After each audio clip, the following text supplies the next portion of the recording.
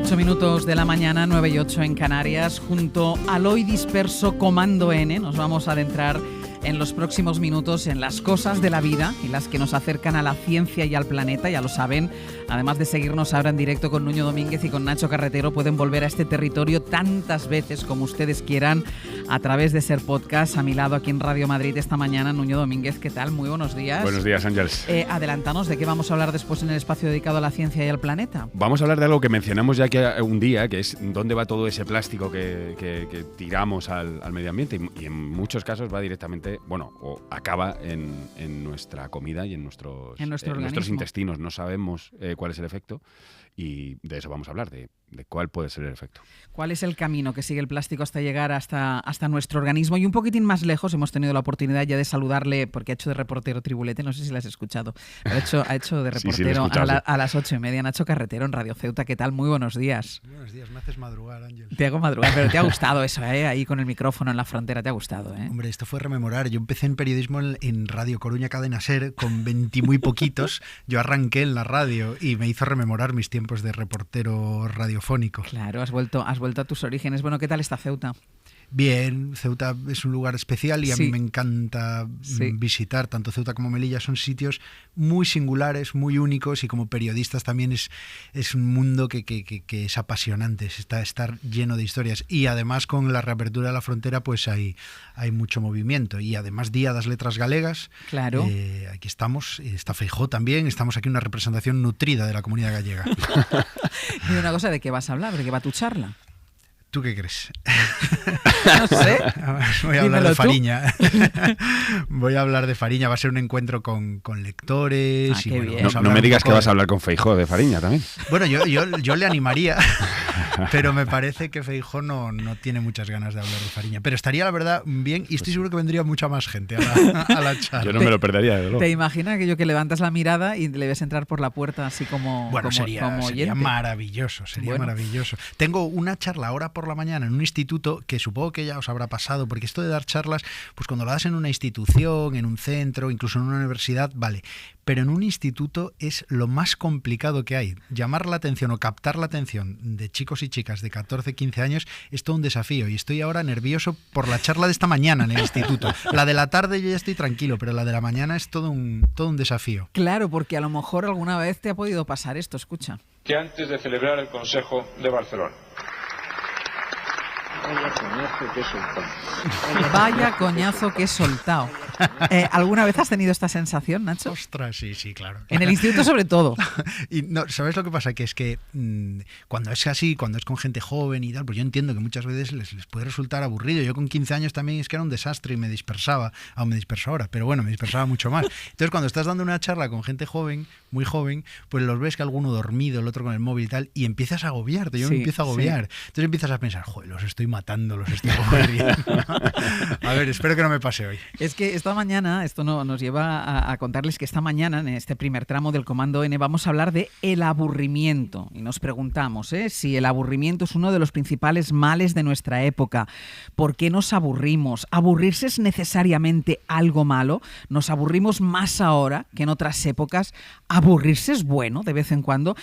¿Cuál es tu grado de aburrimiento actual, Nacho? ¿Tú te aburres mucho?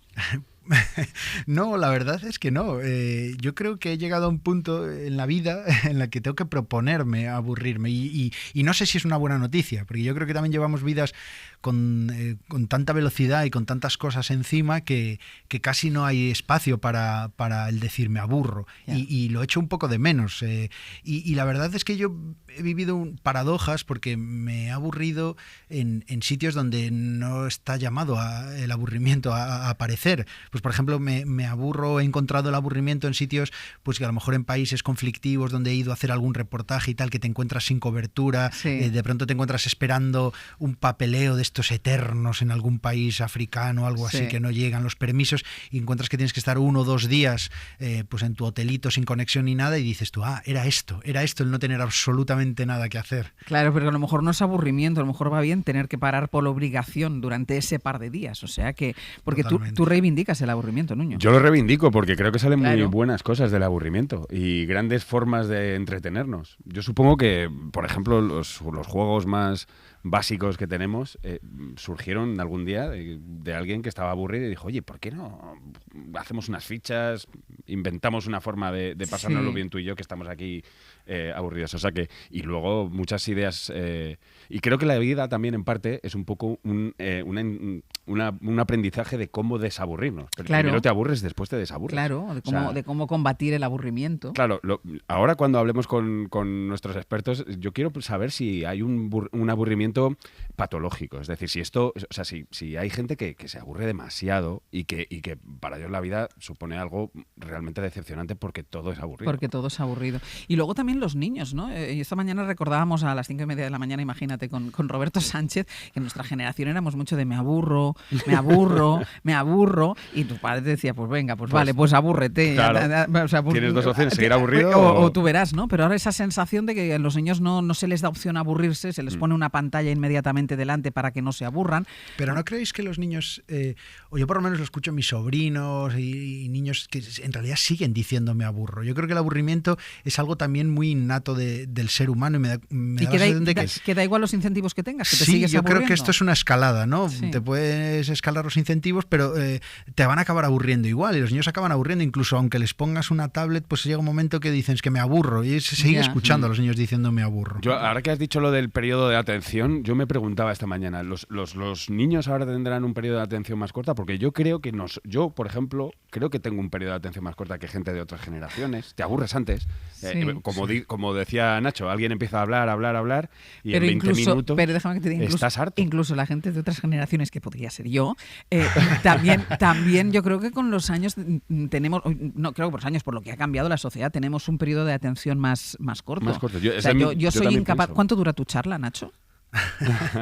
Pues espero que no mucho, porque si no se me aburre la gente. Claro, pero sí es verdad que los periodos de atención han cambiado. No es un salto generacional, yo creo que es un salto en nosotros mismos. Exacto. Y ha cambiado el periodo de atención de aquel que te está escuchando, pero de quien está dando la charla también. Yo hace ya mucho tiempo que cuando me invitan a dar una charla digo, no, yo no voy a dar una conferencia de 3/4 de hora, porque eso es imposible. Aburrir es nuestra obsesión. Y como periodistas yo creo que es muy común que buscamos no aburrir, sobre todo. O sea, hacer las cosas para...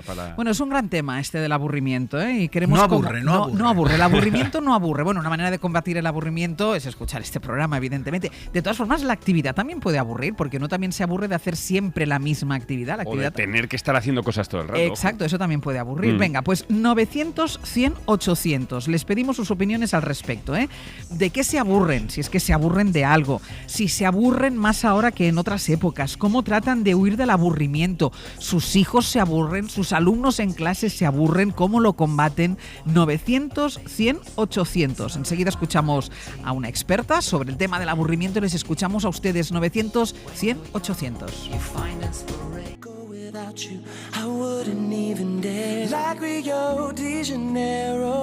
10 y 21 minutos de la mañana, 9:21 en Canarias, junto a Nacho Carretero y Nuño Domínguez, nuestro Comando N. Hablamos esta mañana del aburrimiento y por eso en el 900, 100, 800 les estamos preguntando qué es lo que hoy les aburre más. ¿Se aburren más ahora que cuando, por ejemplo, eran pequeños o eran más jóvenes? ¿Cómo combaten esa sensación de aburrimiento o esa sensación de tedio? Nos acompaña esta mañana Belén Acevedo, ella es psicóloga, miembro del gabinete de psicólogos Cinteco. Belén, ¿qué tal? Muy buenos días. Buenos días a todos. Desde el punto de vista psicológico, ¿cómo se define el aburrimiento? ¿Qué es el aburrimiento? Pues el aburrimiento se puede definir como un estado emocional que se considera negativo, que tiene que ver con situaciones que se perciben como monótonas y que hay un nivel de estimulación menor. Y son debidas muchas veces a que se consideran situaciones pues que no tienen interés para ver, para oír, para hacer. Uno se puede aburrir de no hacer nada, pero también una actividad, lo decíamos antes, una actividad puede aburrir también. Claro, sí, sí. Y decías, se ve en negativo. ¿Por qué se ve en negativo el aburrimiento? ¿Siempre es negativo el aburrimiento? Bueno, ahora se está hablando mucho de todo lo contrario, de que estimula, de que es una manera de encontrarnos, de explorar, de conocernos a nosotros mismos, de favorecer un poco la introspección, que yo creo que estamos en una sociedad en la que es todo muy rápido y todo el tiempo tiene que ser todo se tiene que ser muy eficaz todo, ¿no? Uh-huh. Y entonces yo creo que tener tiempo para pararte, para un poco explorarte y para un poco pensar sobre ti, yo creo que eso es muy bueno y se debe de hacer. Claro, porque esa sensación de estar sin hacer nada, que es algo malo, ¿tenemos que aprender también a estar sin hacer nada, aprender a aburrirnos? Sí, además yo creo que si lo ponemos en marcha, esto se ve perfectamente, ¿vale? El sábado, como venía yo a este programa, hice un experimento de campo ahí llevé a mi hija y unas amigas a un concierto ahí a la parada de San Isidro y a la vuelta, y llevaba mucho tiempo sin datos en el móvil, con lo cual imaginaos cuando llegaron al metro, estaban medio locas ahí, con se el tiraron síndrome de abstinencia, ¿no? Totalmente, no era tanto aburrimiento como enganche. Se tiraron en plancha en el metro ahí las 5 a darle al móvil, y las dejé un ratito, y al ratito pues les dije, oye, se acaba el móvil, vamos un poquito a estar nosotras y a hablar y un poco a ver qué hacemos, ¿no? Y bueno, las miradas de odio fueron brutales, casi me matan, pero si aguantas un poquito el tipo y las protestas, pues les propuse un juego, ¿no? Y a partir del juego se generó ahí un debate y se creó ahí una historia como muy guay en el metro, ¿no? Porque empezaron a hablar un poco de sus temas, de películas, de personajes, y se creó una historia muy guay. Y yo creo que eso, si lo probamos, es así. O sea, simplemente esperar un poco y aburrirnos, y de repente ver cómo se generan situaciones nuevas y cosas nuevas. Y ahora que lo dices, mencionas el móvil, redes sociales, etcétera. ¿Ha cambiado el aburrimiento? ¿La tecnología ha influido en el nivel de aburrimiento que tienen, por ejemplo, los jóvenes? ¿Se aburren antes? ¿Nos aburrimos más ahora o no nos aburrimos Yo creo que más lo que pasa es que se tolera menos el aburrimiento, se tolera menos todo lo que tiene que ver con emociones negativas. Antes he descrito que el aburrimiento es una percepción un poco negativa, es un estado emocional negativo, y se tolera menos. Es como si nos prepararan todo el rato para ser felices y para estar bien siempre. Y entonces, sí, los psicólogos nos encontramos con que tenemos que trabajar mucho las emociones negativas y el asumirlas, porque son parte de la vida. La tristeza, el vacío, son parte de nuestra vida, y el aburrimiento es una cosa más. Y es como si no nos prepararan, o cada vez enseñamos menos a enfrentar esto y aceptarlo. Claro, eso iba a decir, la parte de la educación, tanto la familiar como la escolar, pero sobre todo la familiar. Yo antes explicaba, tú no estabas todavía aquí dentro, que en mi generación éramos de me aburro, y tu padre y tu madre pasaban de ti. Pues, es que bueno, no nos hacían pues, caso. Exacto, claro. pues búscate algo para caso. entretenerte si estás aburrido. Ahora, cuando un niño dice me aburro, inmediatamente los propios padres le buscan algún tipo de actividad, ¿no? Para que no pase por este momento. Nunca aprenderá a aburrirse entonces. Es que los padres yo creo que hemos generado una presión a hacerlos felices y a que se sientan en todo momento bien. Y entonces esa presión hace que estemos todo el rato elaborándoles a ellos, o sea, gestionándoles su tiempo y sus cosas. Es como el efecto de los padres de helicóptero, que siempre vamos en su rescate, ¿no? Sí. Pues yo creo que con el aburrimiento también pasa esto. Y decías que el aburrimiento es una sensación algo negativa, pero bueno, puede ser buena, ¿no? Pero hay casos en los que el aburrimiento sea algo que realmente puede acabar en un problema serio. Es decir, gente que realmente tiene esa sensación demasiado tiempo. O sea, ese aburrimiento le lleva tal vez a frustración o a hastío. A una depresión. No sé. Claro, lo que pasa es que yo creo que según percibamos ese aburrimiento, así nos sentimos. Y entonces ese es el autocontrol emocional, ¿no? Que si interpretamos eso como algo malo, como algo amenazante, como algo que me pasa a mí, algo raro, como que esto no me debería de pasar, pues lógicamente sí puede generar algún tipo de trastorno mayor, ¿vale? O igual que si yo lo interpreto como algo pues muy negativo, puedo entrar en una depresión, pero es más la percepción que tengamos sobre el aburrimiento. Si lo vivimos como una aceptación y lo vivimos como parte de la vida y como parte de a lo mejor lo tengo que utilizar para crear. Yo creo que pasa esto en el confinamiento, ¿no? En el confinamiento yo creo que casi todo el mundo, si nos ponemos a pensar, todo el mundo hemos hecho cosas nuevas y cosas que no pensábamos que éramos capaces de hacer, y al final las hemos puesto en marcha. Y eso se ha creado porque hemos tenido tiempo y hemos tenido mucho tiempo pues, para aburrirnos, y entonces hemos acabado haciendo, pues yo en mi barrio, como no podía salir de la zona, pues he conseguido sitios que en mi vida había visto. Claro. Y los he descubierto por ese aburrimiento de estar en la misma zona, claro. ¿No? Y en casa igual, he hecho cosas que no había hecho en mi vida ni pensaba que pudiera hacer. Y yo creo que todo el mundo nos ha pasado esto. Nacho, ¿qué ibas a decir algo? Sí, no, iba a preguntar si es posible eliminar el aburrimiento, porque me da la sensación, y hay mi duda, de que siempre vamos a aburrirnos, siempre va a existir el aburrimiento como una parte de nuestra vida, por más que los incentivos aumenten, por más que la vida vaya más rápido y tengamos los móviles, las tablets para acudir a ellas inmediatamente, siempre vamos a aburrirnos. ¿O crees que podemos llegar a eliminar por completo el aburrimiento y tener 24 horas, 7 días a la semana entretenimiento? No, yo no creo que eso ocurra. Y además yo creo que tenemos lo que está pasando es que como estamos tan sobreestimulados visualmente, porque estamos a través de redes sociales, con lo que es la tecnología y tal, estamos bombardeados constantemente con todo esto. Y yo estoy para que te hagas una idea, estoy trabajando cosas en terapia como intentar, es que hay una adicción a lo que es lo visual. Entonces estoy constantemente con una necesidad de, cuando no estoy haciendo nada, estar viendo cosas, ¿vale? Sí. Y estoy trabajando en casa, el estar cenando o estar comiendo sin ver nada visual, que puede ser la tele, tablet, móviles, etcétera. Y no tanto por la comunicación, que antes yo trabajaba porque es un espacio donde las familias se comunican, donde todo el mundo pues habla un poco del día y todo esto. Ya no tanto por eso, sino porque existe realmente una adicción. O sea, yo necesito todo el rato estar viendo cosas, todo el rato estar entretenido. Hay redes sociales que te pones a verlas y puedes estar 4 horas y 5 horas y Pero no te enteras. Hay algo casi de acto reflejo en esto, porque Sí. en mi experiencia propia, cuando me siento o cuando de repente tengo un tiempo muerto, se me va la mano al bolsillo Sí. a coger el móvil inmediatamente. Y yo lo que suelo hacer cuando me toca viajar por ocio es apagar el móvil y dejarlo, en la medida de lo que puedo, pues varios días sin mirar. Y el primer día se te va la mano al bolsillo sola. Es como un acto reflejo para ir a consultar sí, algo. eso Te pasa sientas en un totalmente. bar, en un restaurante, y mientras no te atienden o mientras no llega, ¡pum! Vas. Y eso, en realidad, por mi experiencia, cuando pasan 2-3 días, dejas de hacerlo y te acostumbras a estar minutos o un rato sin hacer nada. Y no es nada trágico. No, no pasa nada. Es increíble que estemos diciendo esto, pero es verdad. Es como Sí. algo que hay que empujarse a hacer. Sí. Pero para que así veáis, este es el primer año que yo vivo. Yo trabajo sobre todo con adolescentes, pero al final veo un rango de edades pues muy variado, porque con los adolescentes vienen los padres y también los adolescentes tienen hermanos, con lo cual tengo un rango como muy amplio, ¿no? De edades que conozco un poco el funcionamiento.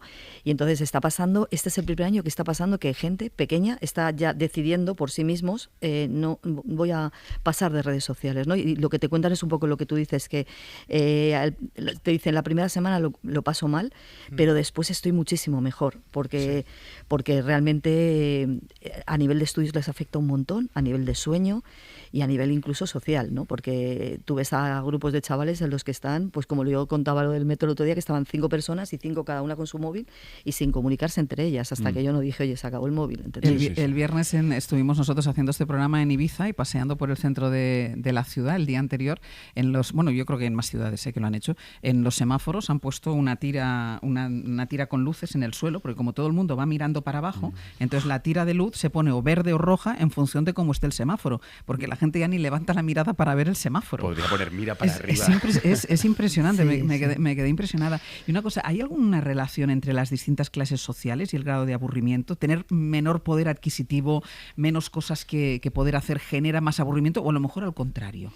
Yo no creo que tenga que ver con la clase social, sí creo que tiene que ver con las sociedades, con el contexto social donde nos estemos desenvolviendo. Por ejemplo, en África supongo que el aburrimiento y todo esto será muy diferente, igual que en la India o en otros sitios.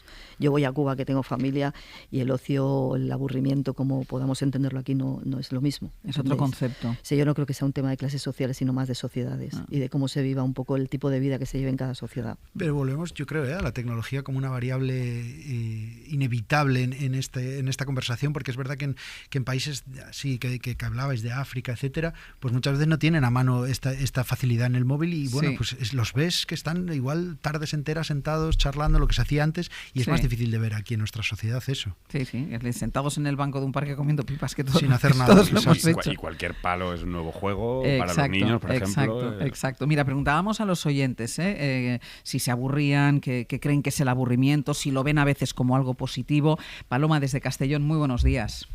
Hola, buenos días. ¿Qué tal, Paloma? ¿Tú te aburres ¿Qué o no? hay, Ángel? Muy bien. ¿Tú te aburres o no te aburres? Yo no me aburro ni sé lo que es el aburrimiento. Que ¿Cómo? no sé si es una suerte o una desgracia. ¿Cómo lo haces para no aburrirte? ¿Cómo lo hago? Pues no lo sé. Pues es que siempre tengo algo que hacer o me surge algo que hacer o tengo, no sé, me gustaría hacer un montón de cosas. Ya. O sea, a ti te faltan horas para hacer cosas. Me faltan horas, sí, señor. Bueno, sí, señora. Y eso que no hago nada importante, sin salir de casa, pero mira, es que si el ordenador, que si me pongo a cocinar algo, que si ordeno cosas, que si leo, porque ahí donde me ves, yo no soy una gran lectora, donde me ves, no donde me oyes, no soy una gran lectora, pues libros por leer, no te digo yo. Y nunca has estado sin hacer nada. Me voy a sentar a no hacer nada. Si es que ya te digo, yo lo del aburrimiento oigo a las personas que se aburren y digo, pues no sé, me gustaría saber lo que... ¿Cómo lo hacen? Bueno, eso es que yo creo que eso es un trabajo, ¿eh? Tú trabajas para no aburrirte y haces un montón de cosas para un lo hago poco sin trabajar querer. eso, claro. Pero eso no es malo, ¿no? No. Eso es una cosa No es malo, pero mira, lo que habéis dicho, eso da ocasión para inspiración de mil cosas, de el arte, artística y todas estas cosas. Y yo digo, a ver, es que a mí me gusta el dibujo, por ejemplo. Es que no tengo esa inspiración. Bueno, Paloma, no sé. Muchísimas gracias. Pues a ti. Un beso. Y por darnos todos estos momentos. Muchísimas gracias. Muchas gracias. Un beso. Gracias. Un beso. Bueno, eso es bueno, pero tampoco no tienes por qué echar de menos el aburrimiento, ¿no? No es necesario. Nada. El otro día en un programa de aquí de la SER, el fin de semana, hubo una sección que había diferentes personas que trabajaban en ganadería, pescadería, o sea, para pescadores, tal. Entonces el programa iba de que tenían que mandar audios por WhatsApp de cómo era su día, ¿no? Entonces yo los estaba escuchando y veía las diferencias con el mío, ¿no? Y había gente que decía que no había visto a nadie en todo el día, ¿vale? Sí. O sea, no se habían encontrado en el campo a nadie, pero la percepción de esa persona cuando hablaba de cuando llegaba a su casa, para mí fue envidiable, en el sentido de... Tú que habías estado rodeada de gente todo el día. Todo el día rodeada de gente, pero aparte la sensación de bienestar suyo, ¿no? Lo que transmitía de bienestar suyo por dentro, de que no sentía vacío, no se sentía solo. Y me impresionó mucho. Dije, yo en mi otra vida quiero hacer esto, claro. Porque por cómo hablaba, ¿no? Miguel Ángel, desde Cuenca, muy buenos días. Hola, buenos días, Ángel. ¿Qué tal, Miguel Ángel? Cuéntame. Pues bien, mira, yo quería comentar simplemente que cuando yo era niño, hijo de obrero, con pocos recursos, con canicas y poco más, nos reuníamos los chavalillos y las chavalillas y nosotros creábamos nuestros propios juegos, no nos aburríamos para nada. Cuanto menos recursos, yo creo que menos se da el aburrimiento, entre otras cosas también, pues porque...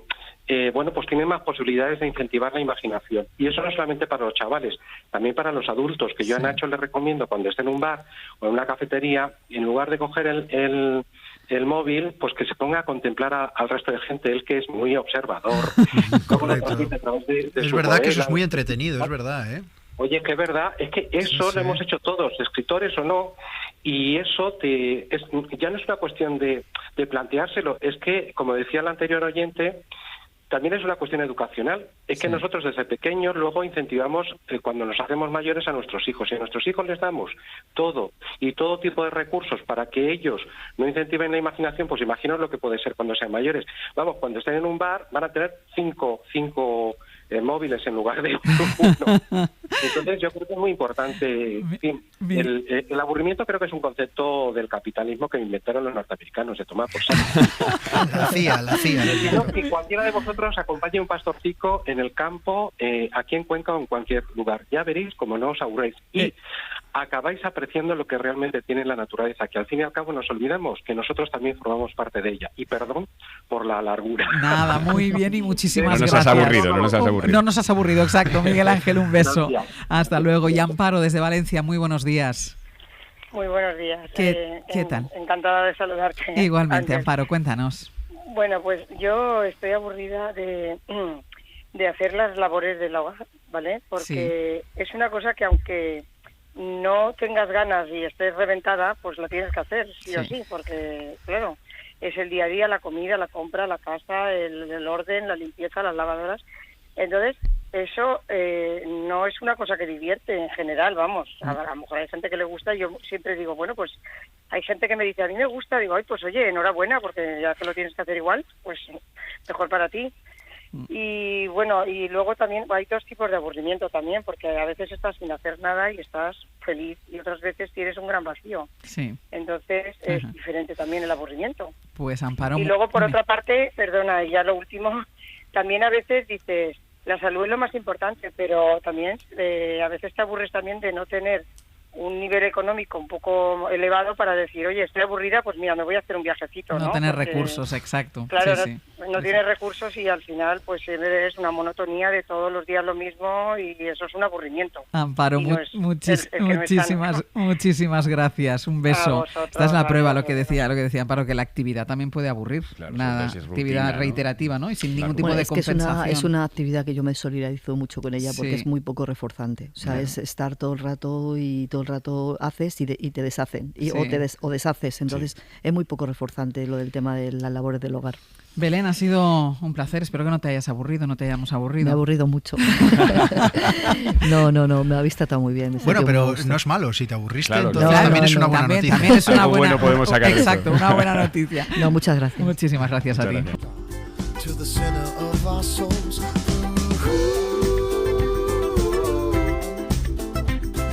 We're living in a plastic bubble, a bubble in a plastic world.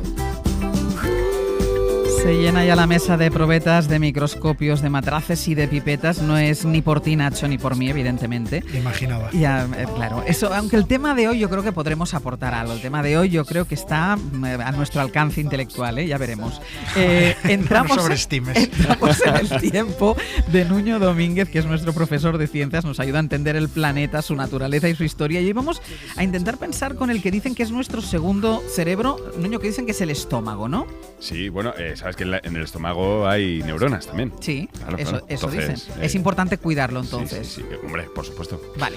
Vamos a hablar de los microplásticos. Vamos a hablar de microplásticos, que básicamente son fragmentos de plástico muy pequeños, de menos de 5 milímetros, y que en muchos de los casos son fragmentos que se han desprendido de otros trozos de plástico más grandes que hemos cubierto el planeta con plásticos. Ahora mismo ya sabemos que hay plástico en la cima del Everest, en las zonas más inaccesibles de la Antártida, en el estómago de casi cualquier animal acuático que puedas imaginar, y también está en el aire que respiramos. Estas pequeñas partículas están también en el agua que bebemos y en los alimentos que comemos. Son, que nadie se alarme, son pequeñas cantidades, pero están ahí, están en toda la naturaleza y están en nosotros mismos también, y no sabemos muy bien qué efecto tienen. O sea, no sabemos cómo nos contaminan ni cuánto nos contamina. Claro, o sea, sabemos que estamos contaminados, si se puede decir. Simplemente tenemos algo de microplásticos en nuestros organismos, y lo que queda ahora es saber si esto puede tener un efecto o no. Probablemente, bueno, no lo veremos, lo veremos antes en la vida salvaje que en nosotros mismos, porque la cantidad de plásticos y la concentración de plásticos que hay en animales es mayor que la nuestra. O sea, va a ser una sorpresa. Bueno, una sorpresa. Ya lo estamos investigando. Precisamente hoy vamos a hablar con una investigadora que está intentando dilucidar cuál es el impacto en nuestro organismo de estos microplásticos, y lo hace de una forma muy, muy curiosa que ella misma nos explica. Claro, eso es muy importante, porque cuando nos estamos imaginando los plásticos, nos estamos imaginando esos plásticos grandes que, bueno, tú los puedes esquivar, claro, o los puedes evitar. No, estábamos hablando de algo que se mete en nuestro organismo. Eso es, son fragmentos muy, muy pequeñitos, a veces microscópicos. Pues para saber más sobre cómo afectan los microplásticos a nuestro organismo, vamos a conocer un estudio que demuestra que la ingesta de estas partículas altera la microbiota intestinal y disminuye la cantidad de bacterias beneficiosas, que de esto hemos hablado aquí en alguna ocasión. Es un estudio del Consejo Superior de Investigaciones Científicas que dirige Victoria Moreno Arribas, del Instituto de Investigación en Ciencias de la Alimentación. Victoria, muy buenos días. Hola, buenos días, Ángel. ¿Qué tal, Victoria? Estamos hablando de un estudio pionero. ¿Por qué es pionero? Bueno, es pionero porque es la primera vez que hemos evaluado qué impacto puede tener la alimentación, la ingesta con microplásticos que podemos encontrar en el medio natural y en la cadena alimentaria, qué impacto tienen en el tracto digestivo. Y además es uno de los primeros que trata de conocer qué ruta siguen los microplásticos una vez que los ingerimos, ya que están presentes habitualmente de forma en nuestro día a día, podemos decir, y también trata de explicar qué consecuencias pueden tener en el organismo a corto y medio plazo. ¿Cómo llega el microplástico a nuestro organismo? ¿Ingiriendo, por ejemplo, algún animal que haya ingerido a su vez microplásticos? ¿Cómo llegan hasta nosotros? Bueno, lo que más se conoce es a través de la vía oral, en el caso de alimentos y bebidas. Lo que más se ha estudiado son los organismos marinos, es de los que se lleva más tiempo investigando. Los organismos marinos que consumimos, pues son capaces de alimentarse también de los microplásticos que están en los océanos, en el mar. Sí. También hay otras fuentes de alimentos que no son marinos, que son de origen terrestre. Las plantas pues absorben los microplásticos, pero además de la cadena alimentaria y la vía oral, pues también hay otras vías que se conoce bien que pueden ser una fuente de microplásticos, como por ejemplo la inhalación o incluso la absorción a través de la piel. Son imperceptibles los microplásticos, es decir, no se ven. Sí, son partículas microscópicas muy pequeñitas. Los microplásticos tienen menos de 5 milímetros, Todavía hay unas formas de degradación más pequeñas, que son los nanoplásticos, que aún se conocen mejor y que todavía son más pequeños. Entonces la ingesta, la alimentación es totalmente involuntaria, es inconsciente. Y Victoria, ¿qué habéis encontrado en vuestro estudio? Dices que es pionero, no sé si nos puedes decir qué se sabía o qué pistas teníamos antes de qué efectos puede tener esto en nuestro organismo y qué habéis visto vosotros en concreto. Bueno, hay una cierta preocupación de las agencias de seguridad alimentaria y también, por supuesto, de la comunidad científica, porque cada vez hay más datos sobre la presencia de estos microplásticos en los alimentos y en las bebidas, y hace muy poco se publicó un estudio que informaba de las primeras evidencias sobre su presencia en las heces humanas, ¿no? Entonces, esto nos llevó a pensar que la principal vía de entrada en nuestro organismo es el tracto digestivo, y por eso nosotros lo que hemos intentado en este trabajo es monitorizar en cada tramo de nuestro aparato digestivo, desde la cavidad oral, el estómago y el intestino, cómo estas partículas se van transformando. Hemos encontrado resultados muy interesantes porque hemos visto que llegan al colon, al intestino grueso, en formas diferentes a las que se encuentran originalmente los alimentos, y ahí interaccionan con la microbiota, la flora que todos tenemos en el intestino, y producen una alteración de lo que sería la homeostasis, el equilibrio intestinal. Y hay que decir que esa microbiota es muy importante para nuestra salud. Somos casi la... Claro, porque ¿qué consecuencias puede tener esto que altere la microbiota? Bueno, la microbiota es un target para nuestra salud. Se considera hoy en día que tiene una capacidad metabólica similar a la del hígado, para que nos hagamos una idea. Es decir, controla muchísimas de nuestras funciones, el metabolismo, pero además es fundamental, por ejemplo, también para la inmunidad, en el cual pues no estamos también en nuestro estudio. Y el hecho, además, de que lleguen de una manera distinta, pues también nos lleva a pensar algo muy nuevo y que es todavía sobre lo que tenemos que insistir mucho más, si también estas bacterias y sus enzimas podían estar degradando los plásticos una vez que llegan al colon. Esto tendría consecuencias porque los transformarían en partículas mucho más pequeñitas, más accesibles en órganos y tejidos y en las barreras biológicas.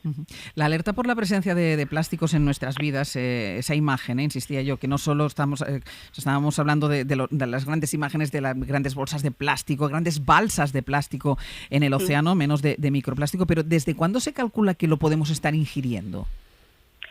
Pues es reciente. Los primeros estudios que hablan de presencia en la cadena alimentaria no son yo diría que 10 años como mucho. Es un tiempo corto. Se habla muchísimo de estas partículas, pero realmente las evidencias de la ciencia son recientes, muy recientes. Y Victoria, el cómo de este estudio que habéis hecho creo que es muy interesante, porque claro, no habéis mirado no han empezado a abrir estómagos. Eso, no habéis empezado a abrir a gente para ver cómo iban los microplásticos por ahí. Cuéntanos, ¿cómo lo habéis hecho? Sí, eso yo creo que es una de las grandes de los valores. No había estudios previos en animales de experimentación, pero simplemente trataban de ver en las heces de estos ratones que pasaba.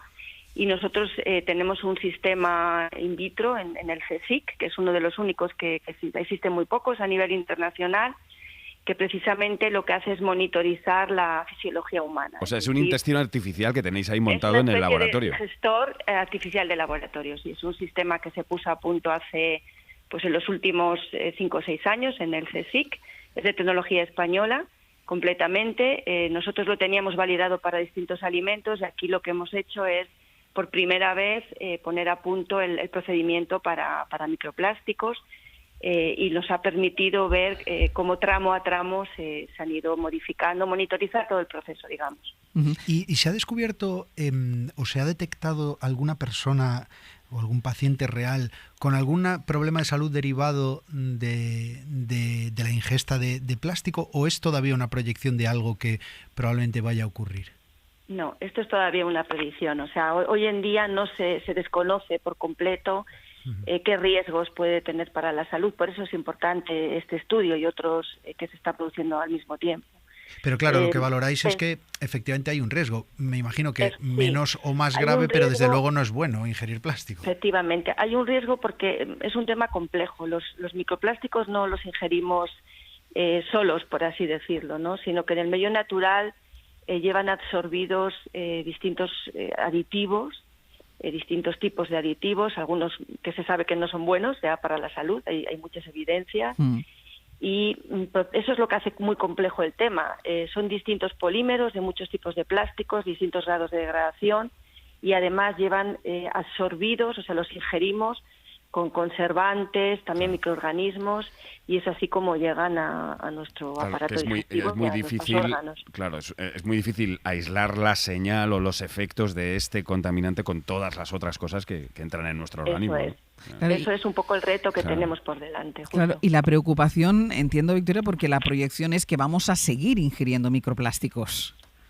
Pues sí, inevitablemente, como decía, y de manera inconsciente vamos a seguir ingiriendo microplásticos porque cada vez son más los alimentos, ya no son solo alimentos envasados o el agua, sino que hay también otro tipo de alimentos en los cuales se han empezado a detectar estas micropartículas y forman parte de nuestra dieta, en mayor o menor cantidad, pero están ahí. Decías, no solo hablabas también de otros estudios. En los estudios relativos a los microplásticos, ¿se reúne información internacional? ¿Se comparte? Sí, ahora mismo este es un tema, es un campo extremadamente dinámico de investigación, está implicando cada vez más fondos y esfuerzos de investigadores.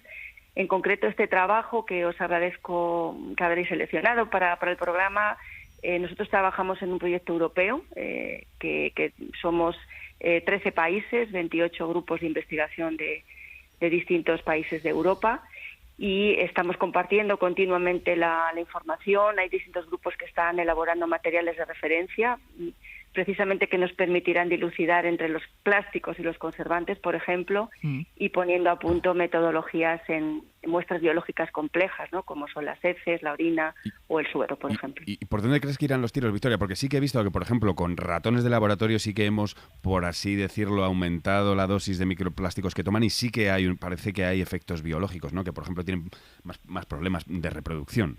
¿Tú crees que puede ir? Sí. Bueno, yo creo que un hándicap es utilizar las dosis lo más similares posible a las que nos encontramos en la dieta, ¿no? Y luego también es importante estudios de ingestas continuadas. La mayoría de nosotros estamos trabajando en ingestas puntuales y este es un problema, como decía, global, de tiempo, y habrá que ver los efectos a más largo plazo. ¿Podría llegarse a considerar un problema? ¿Podría llegar a ser un problema de salud pública?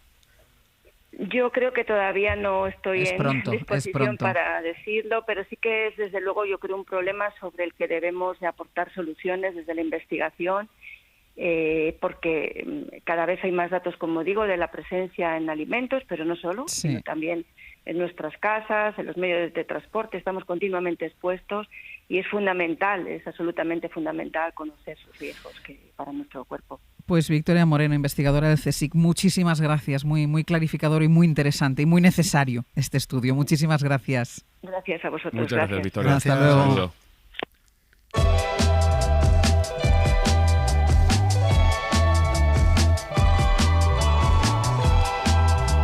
¿A qué te ha parecido interesante, Nacho? Muy interesante, y además creo que hicimos buenas preguntas. Creo que hoy hemos estado no muy bien. Hoy hemos estado muy bien. Al nivel, pero hoy también nos habéis lucido, joder. Sí.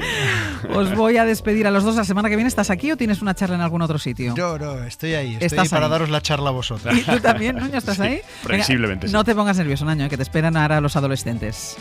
Yo dices. Tú, claro, que te esperan los adolescentes. Ánimo ahí, Nacho, ánimo.